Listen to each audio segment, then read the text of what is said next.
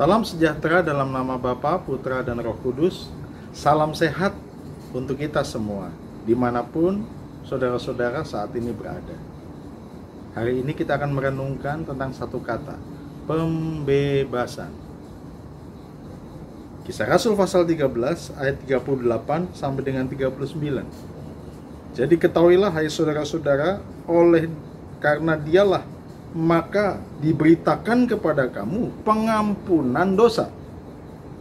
Dan di dalam dialah setiap orang yang percaya memperoleh pembebasan dari segala dosa yang tidak dapat kamu peroleh dari hukum Musa. Siapa sih yang gak mau bebas? Bebas dari rasa bersalah, bebas dari hutang, bebas dari masalah, bebas dari kepahitan, bebas dari tekanan, bebas dari penyakit. Karena manusia secara umum memahami bahwa kebebasan itu merupakan syarat dari kebahagiaan. Saudara-saudara sekalian, ketika Rasul Paulus dan Barnabas memulai misi pertama setelah sidang Yerusalem pasal 12, dia pergi ke Antioquia, kemudian ke Pulau Siprus. Ini misi pertama Paulus dan Barnabas. Ini terobosan gereja luar biasa. Dia pergi ke tempat-tempat dan memberitakan tentang pesan yang sangat kuat, yaitu pesan tentang pembebasan. Yang menarik di dalam pasal 13 ini, konsep pembebasan itu dikaitkan dengan hal-hal yang sudah dinyatakan di dalam perjanjian lama, yang sudah dinyatakan oleh banyak tokoh iman, Abraham, Daud, dan Rasul Paulus menyatakan itu, bahwa sejak dulu pemahaman tentang keselamatan, pengampunan dosa, dan pembebasan ini sudah tertulis dan diberitakan. Saat ini mereka datang dengan membawa otoritas dari Allah yang datang ke dalam dunia, yang mati di kayu salib, untuk memberikan bukan hanya pemahaman tentang pengampunan, tapi jaminan tentang pengampunan itu. Pesan ini diberitakan untuk menegaskan bahwa yang sudah tertulis di dalam perjanjian lama itu digenapi oleh Tuhan Yesus. Dan mereka memberitakan ini, bahwa ada pembebasan, ada kebebasan di dalam Yesus yang mengampuni. Kalau kita membaca ayat 38 dan 39, maka ada dua kata yang saling terkait. Yang pertama adalah pengampunan dosa, yang kedua adalah pembebasan. Tidak ada pembebasan tanpa pengampunan dosa. Ketika Rasul Paulus mengatakan bahwa dialah yang diberitakan, Yesus yang diberitakan, itu yang menjamin pengampunan dosa. Karena ada pengampunan dosa, maka ada pembebasan di ayat yang ke-39. Tetapi pertanyaannya begini, saudara-saudara, apa relevansinya pengampunan dosa, bahkan pembebasan dari dosa itu di dalam kehidupan kita saat ini? Itu kan pertanyaannya. Oke Pak, saya sudah diampuni dosanya.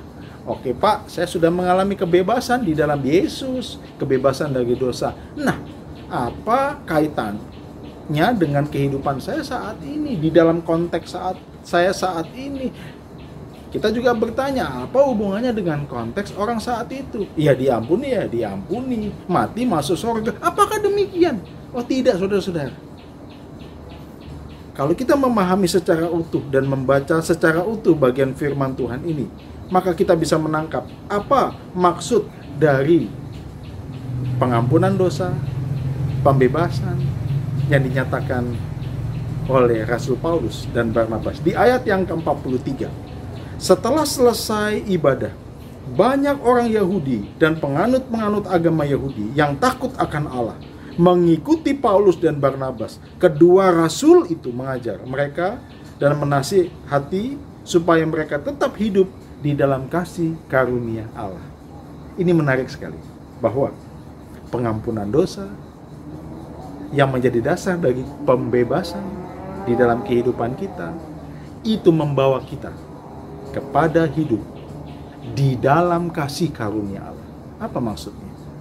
Hidup di dalam kasih karunia Allah itu berarti hidup penuh dengan ucapan syukur, hidup penuh dengan kemenangan-kemenangan, hidup menjadi berkat bagi banyak orang.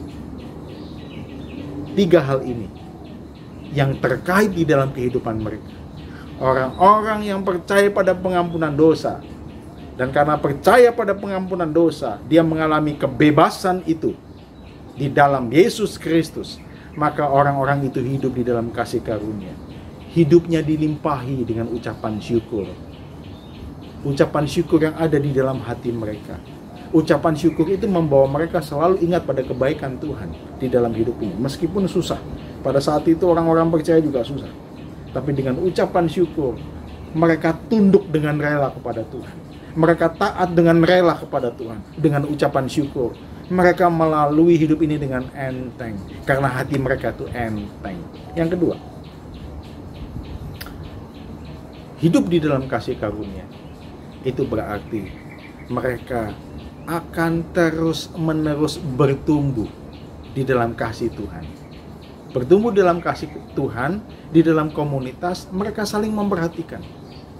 Tentu, mereka saling berbagi. Ini membuat mereka itu memperhatikan orang lain. Ini hidup di dalam kasih karunia.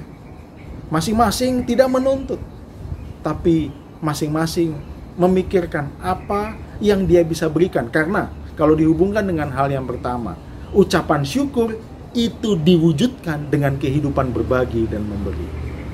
Di dalam komunitas mereka saling membagi, yang susah ditolong, saling menolong, saling berbagi. Jadi semua ini, hidup ini bisa ringan, sama-sama dipikul, sama-sama dijinjing. Hidup ini jadi ringan. Dan yang ketiga, hidup dalam kasih karunia berdasarkan pengampunan dan pembebasan Allah yang dinyatakan oleh Tuhan Yesus, yang diberitakan oleh Rasul Paulus dan Barnabas adalah menjadi berkat bagi banyak orang.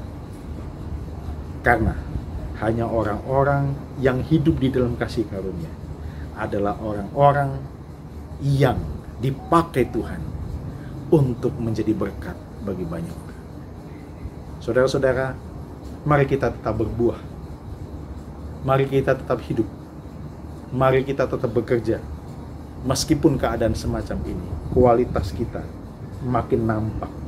Kualitas kasih karunia karena pembebasan yang dikerjakan oleh Tuhan Yesus di dalam diri kita. Mari kita berdoa. Bapa di dalam surga, jadikan kami komunitas jemaat-Mu pribadi yang selalu mengucap syukur di dalam kasih karunia-Mu, yang selalu hidup memperhatikan dan berbagi di dalam komunitas kasih karunia, dan kami menjadi berkat bagi banyak orang, memberikan inspirasi bagi banyak orang, hadir di tengah-tengah keadaan untuk membagi kasih. Pakai kami Tuhan, tolong kami, supaya kami yang sudah menerima pengampunan dosa, kami yang sudah mengalami pembebasan yang sejati di dalam Yesus, kami selalu ingat untuk hidup di dalam kasih karunia Allah. Terima kasih ya Tuhan, Engkau dimuliakan dan banyak orang diberkati. Amin. Salam dalam nama Tuhan kita Yesus Kristus, kasih karunia damai sejahtera menyertai saudara hari ini. Amin.